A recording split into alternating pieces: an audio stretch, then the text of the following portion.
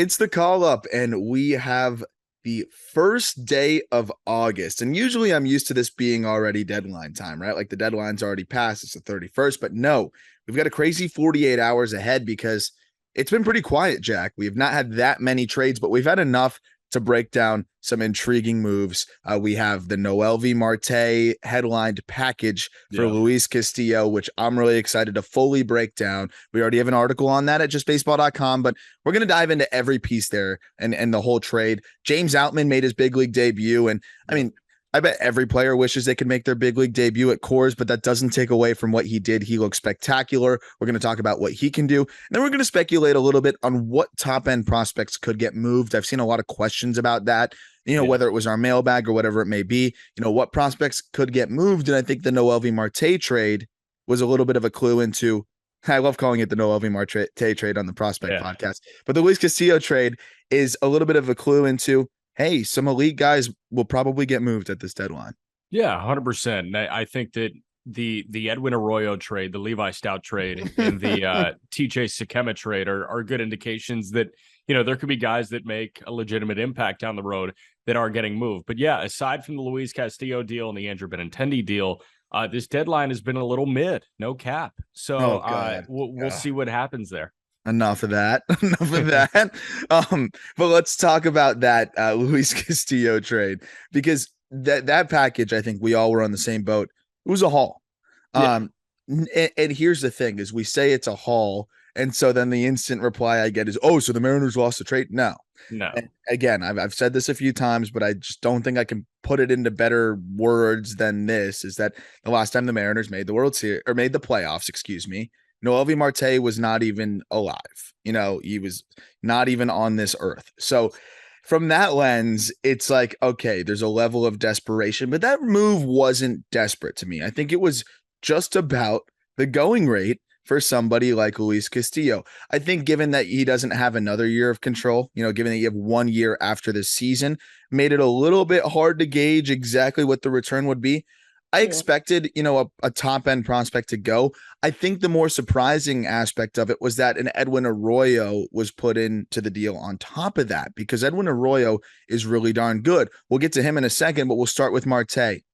Number 21 prospect on justbaseball.com's top 100 ahead of the season. The update, he'd probably be right in the same range. Give or take a couple spots. It's really not about him because he's done nothing to move his stock. It's more just if anybody passes him.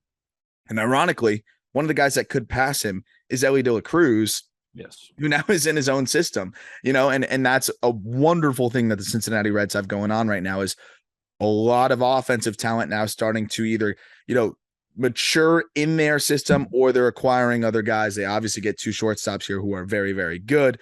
Marte can do a little bit of everything, right? I mean, he's a dude that has plus raw power and above average field to hit. And I think the field to hit is more advanced than a lot of people really thought it would be. He also has overcome a really bad first couple months. So, if you look at the numbers over the last 2 months, they're probably even better than the 825 OPS that we see right now. But the fact that he's not chasing a lot, that we're seeing the contact rates continue to get better, I think around 86% on the zone contacts. Exit velos are above average. This is a guy that could legitimately hit 30 home runs and, get on base at a well above average clip and just be a really well-rounded bat.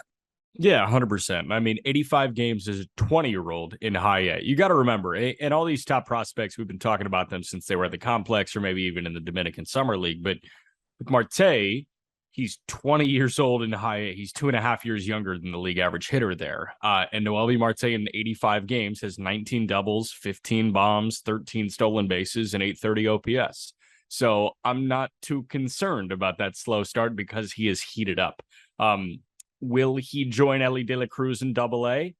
Probably not immediately. I would assume that the initial assignment is Dayton in High A, which would make a lot of sense, close to Cincinnati, and then you get to Double.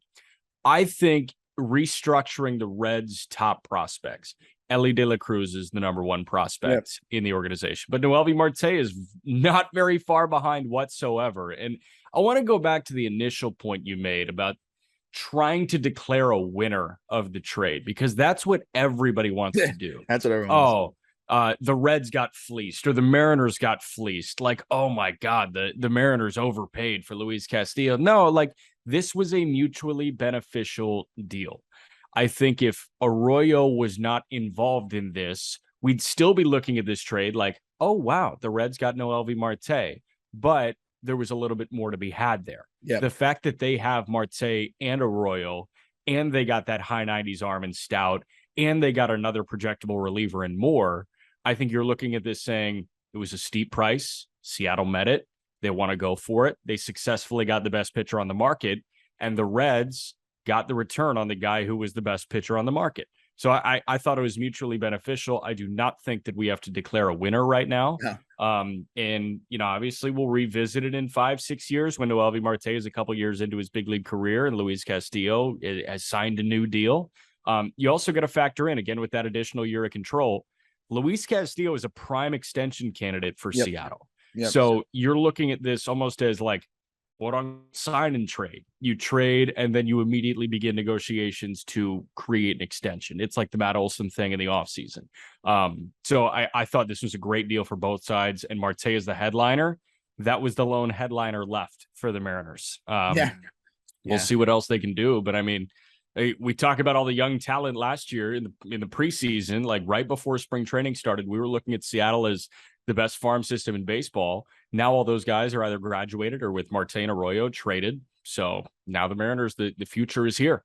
Let's capitalize. I'm really interested because, they do have big league pieces now, and, maybe they could trade a Kyle Lewis or even a Jared Kelenic if they wanted to in the right situation. I'd rather not. I like a lot of the adjustments that Kelnic's made. I talked about that on the mailbag episode, but they've got Harry Ford, they've got Emerson Hancock, they've got good prospects, but I agree. They don't really have that clear cut headliner. I imagined more of the quantity over quality package. Yeah, I did too. I did not think it would be led by Noelvi Marte because you could go maybe Emerson Hancock, and then a Harry Ford, and then maybe an Edwin Arroyo. That would be a great return. So the fact that they were able to get the top end guy and then also get that second piece that will probably be a top 100 guy on our update. I want to talk about him real quick. We can briefly touch on the two arms and then we'll move on to another topic. But I really like this kid, Edwin Arroyo, man. And the more I look into him, the more I like the profile. This is a second round pick out of Puerto Rico last year, 17 years old when the draft went down. And Arroyo was kind of viewed as more of a glove first guy with pretty good bat to ball skills, but I think he's really impressed with how advanced he is as a hitter, even though they assumed he'd be advanced for his age. That doesn't mean that you'd put up big numbers in low A really in your first full pro season. Get a taste of pro baseball at the complex last year and struggled, to be honest. So this is a very, very different looking hitter. Switch hitter with more power too than I think we thought. Really natural feel to lift, and 13 home runs in 87 games in low A is extremely impressive for an 18-year-old who's built at about 5'11", 170 pounds, at best. 316, 385, 514 slash line, 22% K rate, 8.5% walk rate. Yeah. I really like this kid too because he's got a plus glove at short, a plus arm. His actions are smooth. I did the whole, again, one of my favorite things to do is watch good defensive shortstops that queue up all the plays, and I just sit there and I can cue it like ground ball out and just watch what they do. And even the routine plays are fun to watch when guys have the hands that Arroyo has. Marte's probably going to move to third. That's something that we kind of omitted to mention. I think he's going to move to third. This guy's going to stick it short. Arroyo, he's staying there, for the foreseeable future and could be, an above average defender at short for a very long time. Yeah, and the question becomes Arroyo or Ellie, but that's a great conversation to have, and you could move one of them, I'm sure. You also got to think about moving Matt McLain too, and we'll get to where these guys stack up in the depth of the Cincinnati system, which has become one of the best in baseball since February or March. But Arroyo, you mentioned 13 bombs in the low 20% K rate. Also got to look at 21 bags and 25 attempts in low A. And I know that low A, it's easier to steal bases than at the higher levels of minor league baseball. And I also know that Modesto is a very hitter-friendly environment out in Northern California, but it's hard to argue with what you said. 13 bombs, 19 doubles, how about 7 triples in 87 games? So he's racking up the extra base hits. He's got a 900 OPS, and he's 21 for 25 in the stolen base department. He's hitting 313. He did not hit well the complex when he first got to the Mariners complex out of being drafted last year, but he was 17 years old. So, I mean, we're looking at an 18-year-old who's already off the complex that's hitting 315, is fast, and has pop. I'm cool with that. Yeah. Yeah. And again, the defensive ability at short really raises the floor here. I'm interested to see what the offensive upside looks like. But again, it's a lot more than we thought it would be. The power is more impressive from the right side. He's got a little bit more juice there. Exit velos are a tick higher. And then the contact rates are higher from the left side. What else do you want there? That's what I love is the production is roughly similar across the board from both sides, but he gives a little bit more from one side. And I like that because most lefties are going to be, softer throwers. Excuse me. They're not as nasty. You'll take a little bit more power and a little bit less contact that way. The left side, where he's going to hit more frequently from, contact rates are higher. I really like his profile. I really like this player. And again, he's going to be a back end top 100 guy probably in our midseason update that's soon to come out. Getting to the pitcher side of things, Levi Stout, look, he's not a guy that probably could have even been the second piece in a deal. But the fact that he is the third piece in a deal that also had the two other guys that we just mentioned is a great start. And we know that the Reds prioritized the bats here, right? Like they wanted the two main pieces to be bats because they've had so many arms come in over the last, couple months. And they're running out of space for them. Yeah. Yeah. They're literally running out of space and they needed more bats. So, I like Stout as a guy that they feel like they're buying low on in terms of he has not performed to, the standard that he set last year. But I also think he was a little bit of an overperformer last year. I think he's between what we saw last season and what we're seeing this year. Last year, he was a guy that I think if you averaged out all the numbers, I don't know if you have it on Baseball Reference. I'm on Fangraphs right now. So you have the 64 innings in high A. He had a 3.52 ERA. He gets a bump up to double, 17 and 2/3 innings. It was 3 starts. He had a 2.55 ERA. Yeah, I've got his numbers here. Yeah, the FIP, kind of points towards some luck there. The walk rate was kind of high. You go to this year, 18 starts, all in double A, a 5.28 ERA. But the walk rate has nearly halved. So I see a guy that maybe is just around the strike zone a little bit more. And as a result, he's getting hit. And that's a nuance that he'll have to get comfortable with. But he doesn't have a plus pitch. So he's going to have to kind of nibble. The slider's above average. The fastball is, average to maybe above average. It's high velo, but doesn't quite have the shape you want. And then he'll mix in an okay changeup. The slider, he's now throwing more than any other pitch. And I think to me that shows, hey, I don't really have confidence that my fastball can get whiffs in the zone. He's throwing the slider almost 50% of the time. There's some reliever risk / swingman risk here, but I mean, he's still a good arm to be getting back in this deal. Yeah, 100%. Listen, if you get Marte and Arroyo and you get a swingman as the third piece, I'm totally in on that. And the strikeout rate is down this year as opposed to last year, probably because he's around the strike zone more. So guys are not, leaning on the effectively wild moniker for Levi Stout, and they're probably barreling up more balls, and the hits per nine is far higher this year than it was last year. He's got a hard fastball, but he has never really thrived in the overpowering strikeout number department, and he's never really had that sterling ERA. His best ERA at any stop was as a freshman at Lehigh. That's it. So it was 2017 when he was a 19-year-old at Lehigh in the Patriot League. So he's not going to be this dominating starter, but that's not what you're asking for in a third piece of a deal. You're asking for a guy that can chew 2 innings out of the bullpen, roll you some ground balls, and there we go. Like hard fastball. If one of the secondary pitches tick up, you're going to be a solid multi-inning reliever. I think that's what they just got with Levi Stout.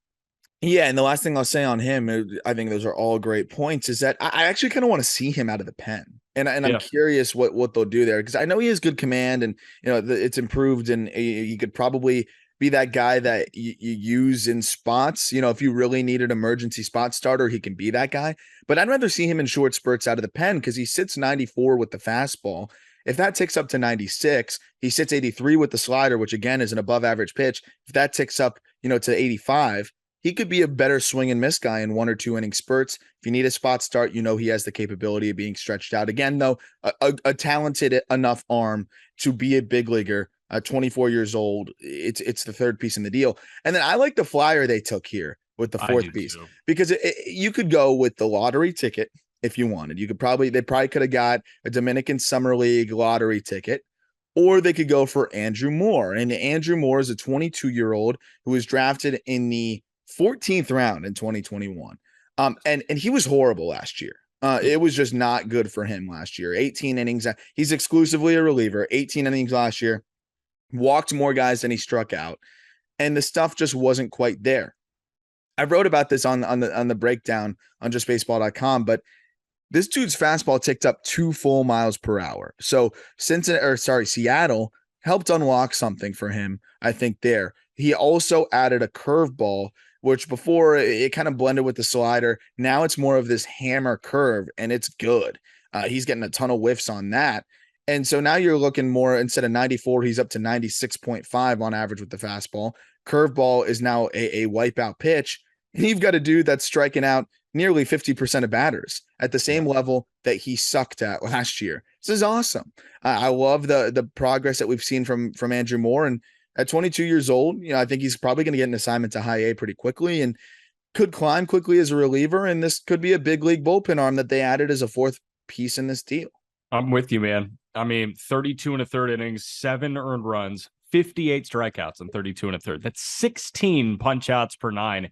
And the walk numbers, like they're not good, but they're not egregious. Last year, you mentioned walk more guys than he struck out, and he's a strikeout pitcher, but he's walking under 5 guys per 9. That's and fine. Honestly, as a bullpen arm, that's fine. The number sucks to see, but the number's fine.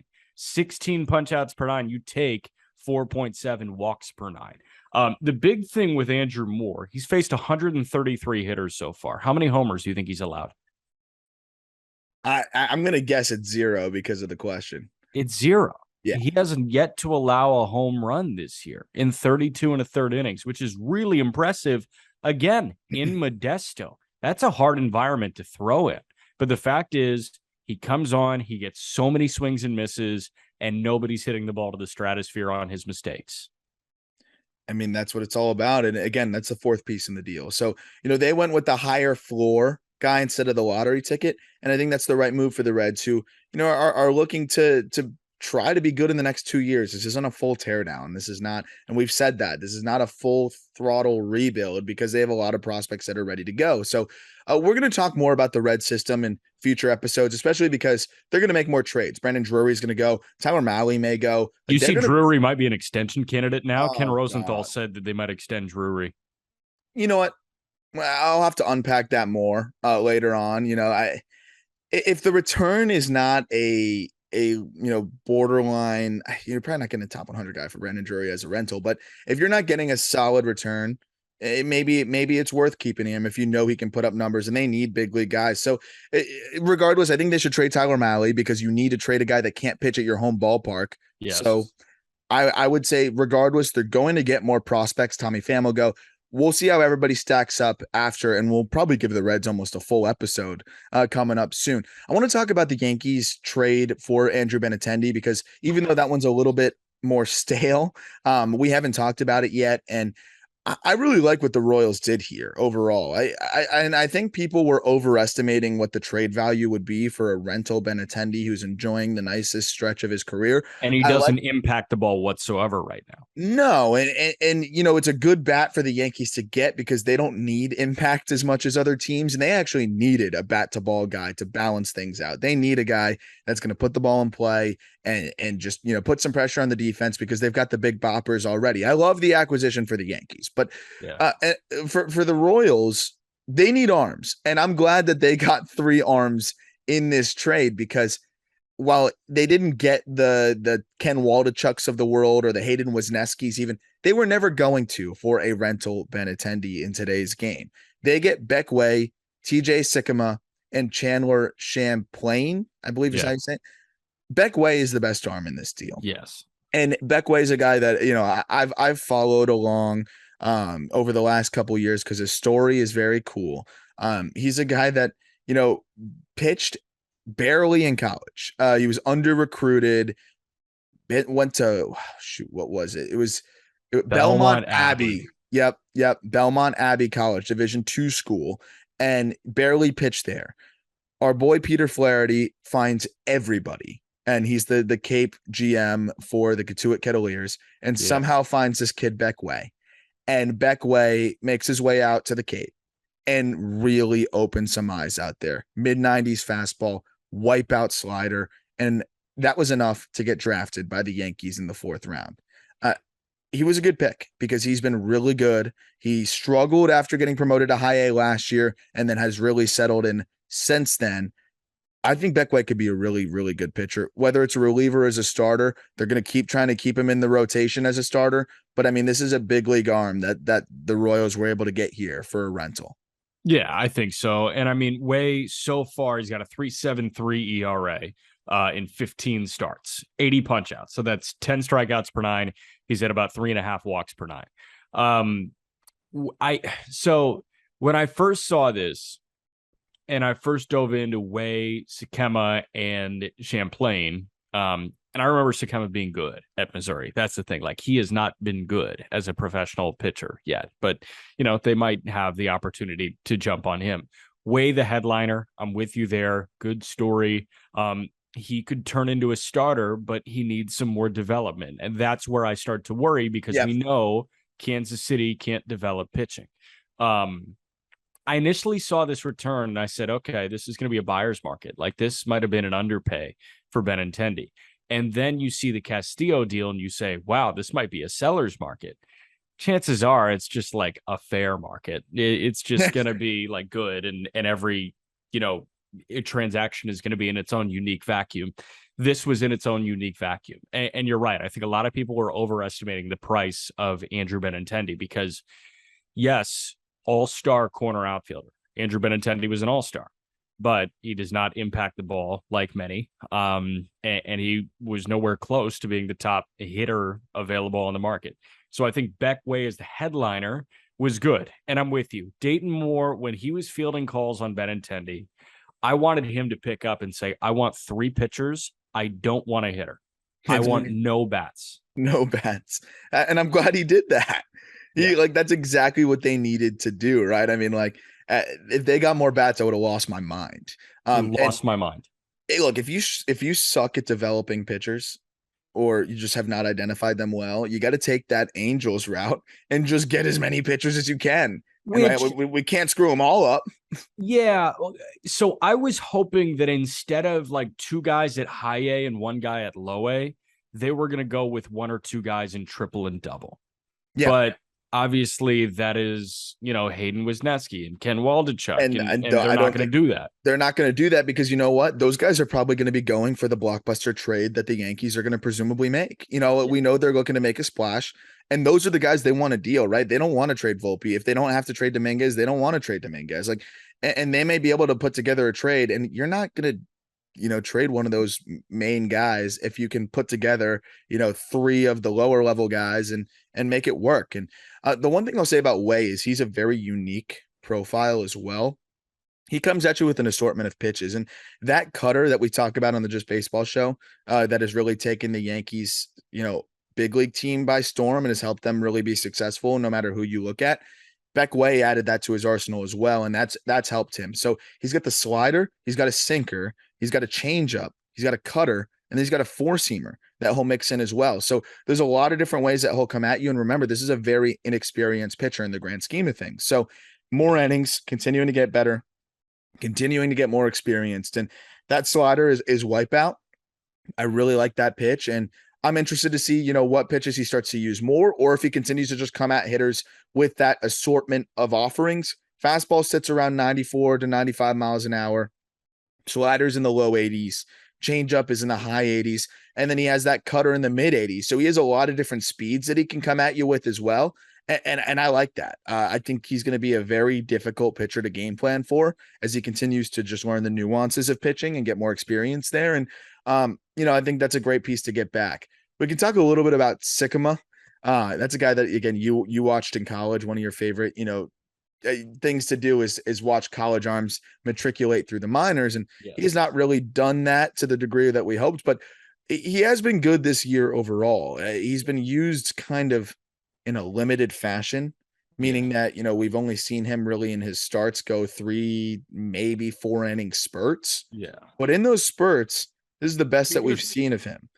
So there are some positive signs, but at the same time, again, it's a lower level pitcher that we have not seen the Royals really be able to maximize these kind of guys. Yeah, I swear to God, he was Sycamore when he was at Missouri, and when he was out on the Cape in Falmouth. But now he's Sycamore. Sakema? TJ Sycamore. Yeah. But no, I mean Sycama's got a 2.5 ERA. He's appeared in 11 games. He's gone 36 and a third innings and 54 punch outs, 9 walks, and 36 and a Which is third. great. That's great. And the hits per nine so low, 21 hits. That's 5.2 hits per nine. So like he's been great. But I really think that any decent starter can be great across 2-3 innings each time you go out there. I need Especially to see him stretched out as a 23-year-old in high A. just turned 24. Yeah, like as a 24-year-old in high A, I have to see him stretched out.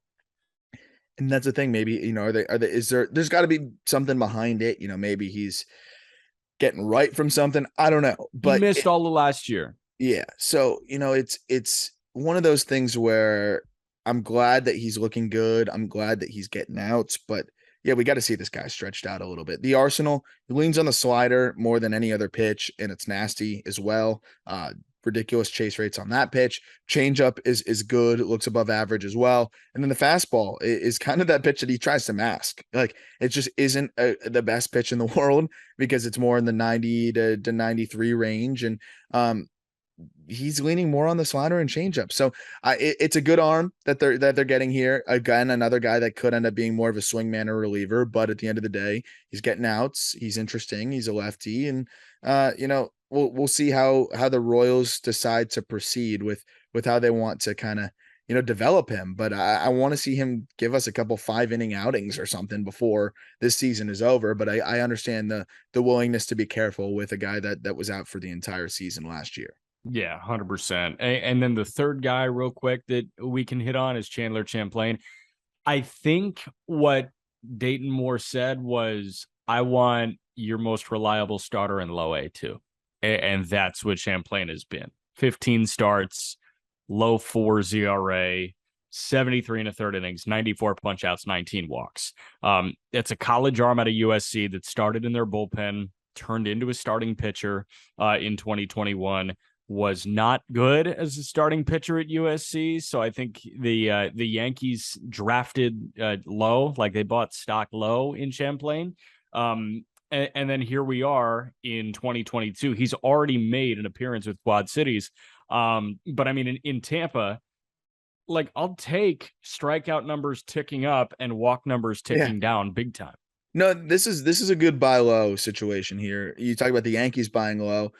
They sold a little bit higher than they bought at, but at the end of the day, I think this is, he was a 9th round pick, right? I mean, this is the Royals identifying a guy that's on the right trajectory here, and get a guy that has more staying power potential as a starter, right? Like for Champlain, it's probably more likely he's either a starter or he's a AAA guy. So, that's what you're looking at here. Whereas the other guys have the fallback of a reliever a bit more, but the fastball sits at, 92 to 95, anywhere from that range. And it's worked really well for him. He's got a cutterish slider that he mixes in. That's been pretty solid, a curveball, and then the slider as well. So it kind of manipulates it to a cutter that gives him 3 pitches, 3 speeds, and it's worked for him.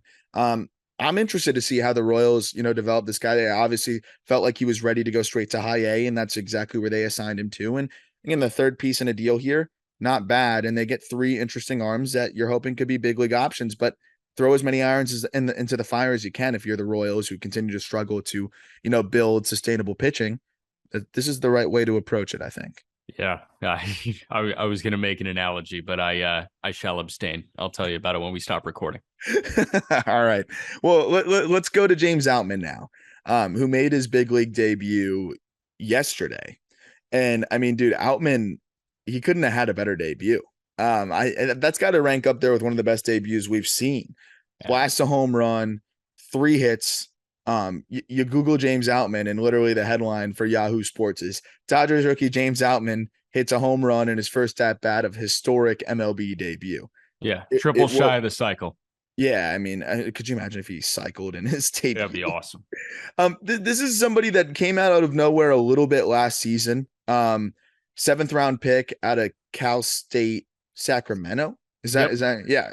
25 years old, so an older guy, but I think the beginning of the domino effect of like, hey, let's pay attention to James Outman was following up the season last year with a really impressive fall league stretch where he hit 284, 422, 552.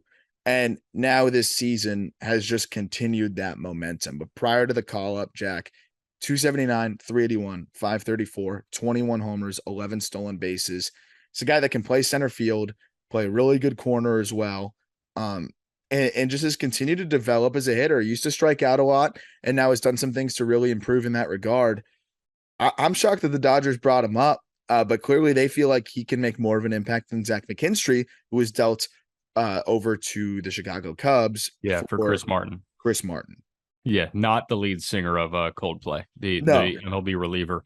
Yeah, I mean, listen, Outman has just gotten better, and Sacramento State is like Cal State, Sacramento, but Sacramento State, they're in the WAC. Get some waction. I work in the MAC.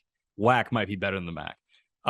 But 2019, his first year out of Sacramento State, played 119 games in low A, and Outman had a 730 OPS. Fine, yeah, fine. COVID shutdown, 2021, you come back. 65 games in high A, 39 games in double A last year. Dude had an 870 OPS. Cool. Yep. So far this year, 90 games across double and triple. Dude had a 915 OPS. Cool. Like he's getting better each year. I'm blanking on the source, and I love crediting people, but I'm blanking on who said it, but somebody said that he swung like a caveman in 2019. The fact that this guy with this frame and this toolkit has been able to hone in his swing is amazing for the Dodgers, and that speaks to their player development. If they got a swing that looked like a caveman swinging a club, and here we are with a guy with 25 potential, like 25 homer, 25 steal potential. That is a testament to what the Dodgers can do with anybody. I think they can turn you into an all-star, even with your shitty hip labrum. Yeah, 2 weeks out from the big operation. I think they could. Because Outman is super gifted. So obviously this is a guy that they were able to maximize his tools, 6'3", 215. But like we used to joke about the Marlins being able to teach anyone how to throw a changeup. I think the Dodgers can just squeeze out the most out of anybody. Even Zach McKinstry, that's a guy that we never even thought would be a big leaguer, ends up getting them a reliever and ended up giving them some valuable ABs over stretches at the big league level for one of the best teams in baseball. Outman, what really impresses me is you look year over year, chase rate dwindles, in zone whiff dwindles. You talk about swinging like a caveman. His in zone whiff rate, which is literally the percentage of pitches you swing and miss in the strike zone, very important stat, has continued to drop 4% this year. He's not chasing. He's not swinging and missing as much. His exit velos are the highest they've ever been. And his overall, just bat to ball ability has improved. What is there not to like about that entire profile? Better swing decisions, higher contact rate, and more power. This guy might be a big leaguer, and it's just because of the way that he is, progressed. He didn't really have that top prospect status. He didn't have that, time in the sun where everyone's, putting them in their top prospect list and, packaging him in trades and, getting him all that hype. But he might be just as good as a lot of the other guys that we put in the top 100 and a lot of other guys that, we regard as consensus top 100 guys. I think he's right there. And if we did an update right now, he's probably right in the just missed area. And I think as he starts to hit at the big league level, again, we're not even talking about it because he had one game in the big leagues. That's not why we're saying this. These are numbers that have been consistent. Anthony Mulrine gets to the show a little while back. He specifically mentioned, if you go back and listen to that episode from prior to this season, he specifically mentioned James Outman because they played either together or against each other. Whatever it was enough for him to notice Outman in the fall league. And when a catcher points out a hitter and says, that guy was tough to game plan for, and he was impressive, I'm going to listen. And that kind of put him on the radar for me. And then following him this year, I've been very impressed. This could be a really important piece for the Dodgers, which sucks because as a Marlins fan, I was hoping that he would be the guy coming back in a Garrett Cooper trade. Looks Yeah, like the Dodgers may not be looking to move this dude. they might not be looking to move this dude because he factors into the future, and he's 25. If I were to say, um, if I were to say that James Outman was 23 years old, he would be a top 70 prospect. Yep. Yeah, he's 25. Like, that's what the Dodgers do. And I'm always going to look back on what I see at the high A level versus what I see at the double and triple A level. And what I saw last year when I was in Fort Wayne, which is the Padres high A affiliate, when we saw Great Lakes, I was really impressed by Bobby Miller and Andy Pages, naturally. I was really impressed by Yorbit Vivas, Edis Leonard, Leonel Valera. Yeah, absolutely. You know who else I was really impressed by? James Outman and Ryan Ward. Ward's got an 830 OPS in Double A right now. Like, that's what the Dodgers do, because for every Andy Pages that they have a James Outman to complement that. They hedge every single top prospect with guys that you will not find in any top 30 list. That's how the Dodgers operate. That's why they are the best organization in baseball. Yep. No, I absolutely agree. And let's kind of wrap up the episode with who do they move? Because we know the Yeah. Dodgers are going to make their move, and there's no other topics we are going to hit on, right? I don't think so. Like, I was thinking other contending teams, like what prospects they could Oh yeah, we move. talked about the Guardians. We're going to talk about that. So let's wrap up with a couple other contending teams and what guys they could move. So Yeah. we'll wrap on the Dodgers and then go to the Guardians, who have been tied to Sean Murphy. Which, please, we even did that. We mocked Please. that kind of move in the Cleveland Guardians GM episode. Get an impactful catcher. Hedges can still make his impact as the guy that really helps command the staff and will be more the backup, and let Sean Murphy be a dude for you. Here's the beautiful thing is when Hedges catches, Sean Murphy will be your DH or play first or whatever. He's a much needed bat in general and will be a really good piece for them. But we'll get to there in a second. Dodgers are going to make a big trade. They have to. I feel like they Have to. almost always do it. Have to is strong because they don't really need to do anything, but we know that they have to based on their standards and based on what some of the other teams are going to do. I think right now they're preoccupied with the Juan Soto sweepstakes. Let's assume they don't get him. Yeah. And they pivot to another move. I think Michael Busch is going to be the guy that we see move. I think that might be one of the guys that they kind of headline out of there. Michael Busch, second baseman, has been really good. He reminds me of a Max Muncy light in a lot of ways, swinging and missing a little bit in AAA and not walking to what I would like to see, because the big thing that always hedged the swing and miss concern for me was the fact that he walked a ton, and that's what gave me that Max Muncy kind of comp. He does have 12 home runs in triple. He was walking a lot in double this year. He has 23 home runs overall in the season, and he was dominating double, getting acclimated to triple. I'm not going to draw any major conclusions there from Busch. I think he'll get acclimated overall in triple, but I think that's a guy. Is he good enough to be a headliner is the question. And I think the answer is kind of no, but the bigger picture here is the Dodgers can give you three borderline headliner guys, and you're going to be just as happy with that, right? If I can put together, I think they don't want to trade Pages personally. I think it's going to take a lot. It's going to have to take a Luis Castillo type of trade for them to trade Pages. But I think if they could put together a package of Michael Busch, Ryan Pepiot, and someone like Miguel Vargas, Yorbit Vivas, somebody else, they can go get an impactful player. It's just, who are they trying to get? What are they trying to do? And even Gavin Stone, I think, is a guy that could be close to that borderline headliner with what he's been doing this year, right-handed pitching prospect. I guess it depends, who are they trying to get? What are the presumptive targets for the Dodgers? And can they hang on to Diego Cartaya? Is damn near untouchable now. Bobby Miller could be a headliner. I could see them being okay with stealing him, but he's pretty damn good. And I wouldn't want to trade Andy Pages. I really wouldn't.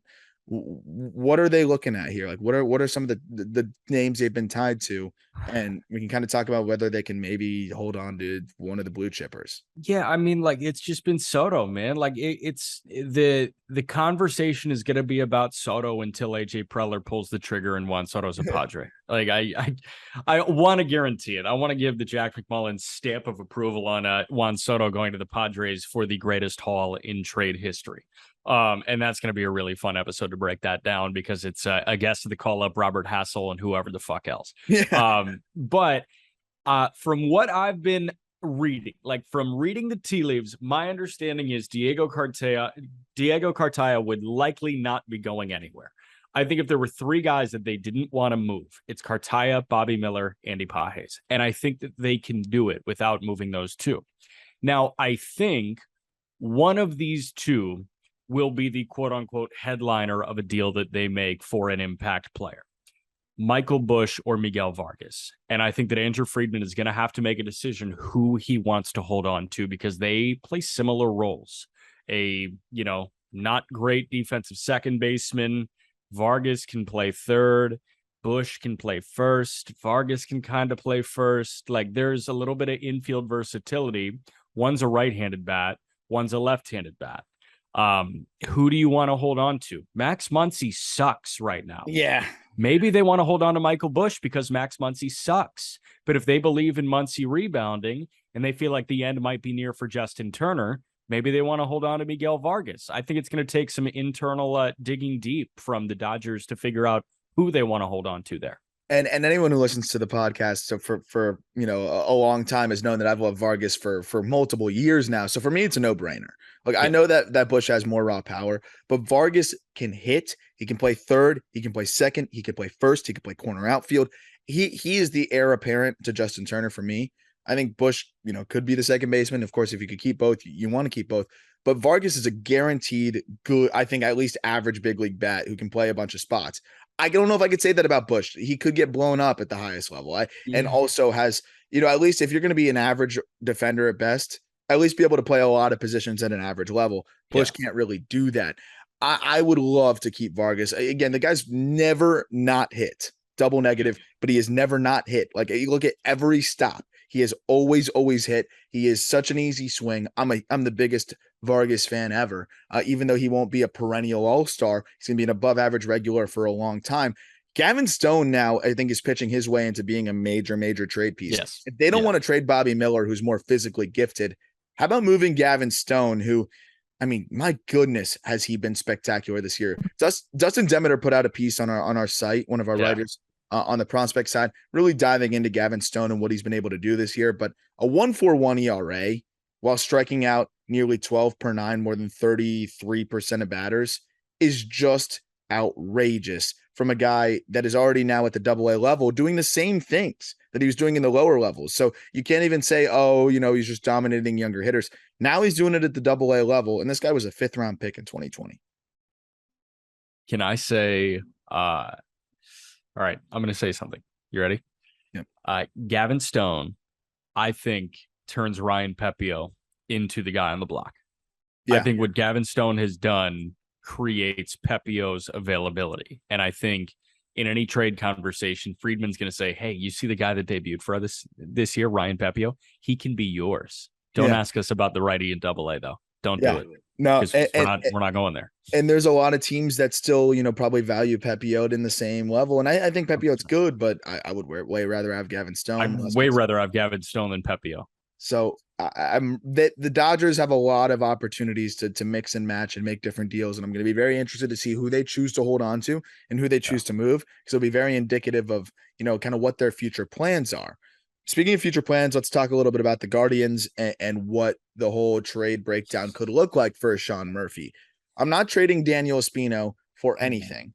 I'm not trading George Valera. Can they pull off a trade without trading those two guys? Yes. That's the beautiful thing. They have so many freaking pitchers, and I think that's what they could really entice the A's. Gavin Williams is just one of the best pitchers out of that draft class. He's been do it without moving him. I really think you can do it without moving him. So pick from Gabriel Arias, Ryan Rocchio, Tyler Freeman, Logan Allen, I don't think they can trade Nolan Jones because he's helping them at the big league level. Jose Tena, Tanner Burns, Jackenzie Noel. I mean, this is a joke. This is a joke. And they even have guys like Peyton Battenfield, who's been really good in Yeah. AAA. They've got guys like Xavier Curry, who's been very solid in double, getting Doug his feet under him in Nikhazy's been triple. great in high Nikhazy. A. He just got the bump. Or no, he's still in high A. Yeah. Will Brennan, if you're not trading Valera, okay, take Will Brennan. We know that the A's have wanted big league ready prospects. Well, Will Brennan's big league ready. They could put together a package without parting with one of their top 5 guys. I assume, though, for Sean Murphy, they're going to want a top 5 guy. Roquillo can be that headliner, I think, because a lot of people really like him. The glove, the instincts, the makeup puts him over the top. Those are all things that the A's really look for. Nick Allen's been a disappointment. I know everyone was like, Nick Allen's the future of the position. He's a Gold Glove shortstop, sure, but he can't hit. So Roquillo is that same defensive ability, or at least close to it, with way more offensive upside and a switch hitter. I think Roquillo could be the guy that they end up wanting to headline, but you're going to have to kind of, with the rationale we were talking about before, you're going to need 3 borderline headliners to make this a move. I would say something like Roquillo, and then you mix in a Logan Allen, who I love the southpaw Logan Allen and what he's done this year. He is a really good pitcher. And then maybe either another arm or Jackenzie Noel or somebody else. Like that could be enough to really be the framework of a deal here. And the Guardians still have a top 5 system after that. Can I throw you a trade and you say yes or no? Yep. For Sean Murphy, Roquillo, Tyler Freeman, Logan Allen, Joey Cantillo. I think that's a pretty big haul. I think that's fine. I think that's a good deal for both sides. And they're still the best system in baseball, in my opinion. Yep. And for those wondering, like Logan Allen's a top 100 for us. I mean, what he's done this year, I know he's hit a wall. Another guy that's inflated numbers because of triple. I think he's gotten shelled in Colorado in like 14 innings, but it was dominant in Double A. He'll get there. The other pieces are really good as well. If you want to swap out Logan Allen for somebody else, that's fine. Tanner Burns or whatever. You could put together a deal here and put a really good package together. If you have to trade Gavin Williams instead, that's fine. Okay, if we want to go a little bit higher, throw in Gavin Williams, take out Joey Cantillo. Regardless, the answer here is you can get a very, very, very, very good catcher without impacting your system dramatically. That's the good news here. So whether they want to trade any of those guys, mix and match however you want, they can put together a really good package, and that's really exciting. Any other teams that you want to kind of dive into in terms of what they can move before we call it a day here? One more, the Astros, because I think the Astros are going to make some moves here. I think the Astros are going to be active over the next couple of days, and I don't think people really understand who can move for the Astros. Mm-hmm. So they can move a young center fielder. Myers, McCormick, Siri are all options for them. I think the one that is most likely to move is Jose Siri. And I just saw John Heyman floated the idea of Siri going to Philly, which I think would make a shit ton of sense. The guy absolutely flies. He's got some pop. He's an excellent defender. Siri makes a ton of sense, but Myers, McCormick, Siri, they're not prospects anymore. Hunter Brown could be the headline. He's probably the lone headliner available here. He absolutely will be moved, I think, because when you see the big league team saying we're looking to move our controllable big league pitching, like Urquidy, they're willing. The reports are they're willing to listen on anybody pitching wise at the big league level that isn't a main part of their rotation. So that's Urquidy, maybe even Luis Garcia, because they don't have room for all these guys. Hunter Brown is basically big league ready. He's shoving in AAA. 80 innings, 106 Ks, 36 walks. This guy can really pitch. 2.58 ERA. That's a guy that I think they're comfortable moving. So he's probably the headliner. I don't know what they're doing at catcher. I don't know. I don't know what the future holds, but Corey Lee could be an option to move ultimately. But that's the problem is the supplemental pieces, they lack a little bit there. Yeah. And they've got some emergent options. Forrest Whitley's finally throwing again. No way anybody wants him though. Joe Perez, I still think is a good prospect coming back from injury. Should be pretty decent, but I'm assuming it's going to have to be someone like Pedro Leon going. I'm a massive fan of Pedro Leon. Yeah, I'm a big fan. I think he's got a cannon. He's got an absolute cannon, maybe the best arm in minor league baseball, and he's got an 830 OPS. I like him too. But if you're making a splash, Hunter Brown, you got to trade Leon. People are going to want him. And then a Colin Barber, Joe Perez. They probably don't want to move Yainer Diaz. But if you put together, if we're talking about a trade for like a top end player, one of the better targets on the market, Then do it. you're gonna have to go Hunter Brown, Yainer Diaz, and a Pedro Leon. If we're talking about like for an impactful player, Yeah. or Sean Murphy, like that's what they're gonna have to do to try to compete with other offers, right? Is it's gonna have to be Hunter Brown, it's gonna have to be Yainer Diaz, it's gonna have to be Pedro Leon, and then maybe another piece.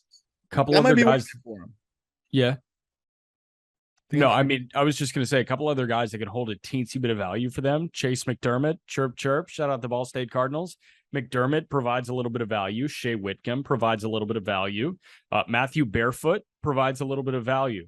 So I think that they've got enough guys that they can just like, I think they can pull off a quantity over quality trade. You obviously need a headliner, but a quantity over quality trade, I wouldn't put it past the Houston Astros. No, and I think Brown again is a good enough with the proximity and the performance in triple. He's a good enough pitcher, I think, to kind of lead a package here, just depending on the player, obviously. But I think he's good enough to do so. And they've got the Jake Myers of the world and some other guys in center. Especially if they're trading for a center fielder, that's a guy that like you talked about, some of the big league pieces that could kind of help lessen the blow on the prospect side or put you over the top because you don't have those headliner prospects. Yeah, 100%, man. I think this is gonna be a really fucking fun 48 hours, and I think we're gonna reassess on Wednesday morning or Wednesday evening whenever we get together again, and we're gonna be talking about a bunch of prospects. And I don't. I was always ticking really differently as a child, and I'm sure you were as well. Where my favorite part of the baseball season was not opening day or the World Series, it was the trade deadline because I like what happens off the field as much as what happens on the field. And I know that baseball is all about what happens on the field, but damn, do I love the transactions. So Oh, this it's is a going to be, blast. it's going to be a fun 48 hours of transactions. And we're going to have a ton of dialogue to talk about at the end of this week, shortly. Yeah, ton of really good episodes coming forward here on the call up and the Just Baseball show, and also really excited about the coverage that we have at justbaseball.com. I love the deadline because it's great for traffic. Traffic has been going crazy on justbaseball.com. If you're some of the people that have been reading, thank you for that, because we're putting a lot of time, a lot of effort into our deadline tracker, so you can see all of the trades, everything that's going down, all of the returns, our initial thoughts, the breakdowns, and all of that at justbaseball.com. So definitely go check that out. I'll always be writing up any recap prospect wise on the return. Just did that on Luis Castillo, as I mentioned. We'll do that on any semi impactful trade. I'll be writing breakdowns on those returns, so you can look out for that. And then, of course, we'll be talking about it on the call up as well. Yeah. That'll do it for today's episode. We will talk to you probably on Wednesday, right at the deadline, and we'll probably be doing a live stream. We're going to flush that out as well. So keep an eye out on Twitter at JustBBmedia or on our personals as well to keep up with our deadline coverage, because we're going to be doing a lot of fun things and a lot of different things, because I love how it's during the day as well. We'll be doing a little bit of a live show and reacting to, that at the last minute moves that are always so fun that they push across at like 6:03 that get announced or whatever it is. That'll be fun as well. We will talk to you on Wednesday.